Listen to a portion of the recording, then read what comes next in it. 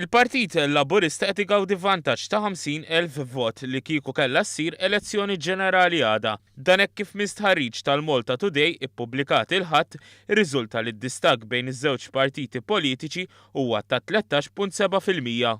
L-istħarriġ sar fl-eqel ta' Daphne Project maħsub li jkompli jxerret reputazzjoni ħażina fuq pajjiżna u kif ukoll qabel id-diskorsi tal-Prim Ministru Joseph Muscat fil-Konferenza Ġenerali Annwali u fi Pjazza Tritoni fl-ewwel ta' Mejju.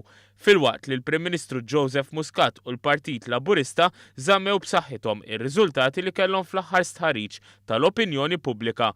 Adrian Delia u l-Partit Nazzjonalista irkupraw xi ftit tal-appoġġ tan-nazzjonalisti. Madankollu dan ma kienx biżżejjed li għala id-distak tal-inqas dak li kien hemm fl-elezzjoni ġenerali li għaddiet.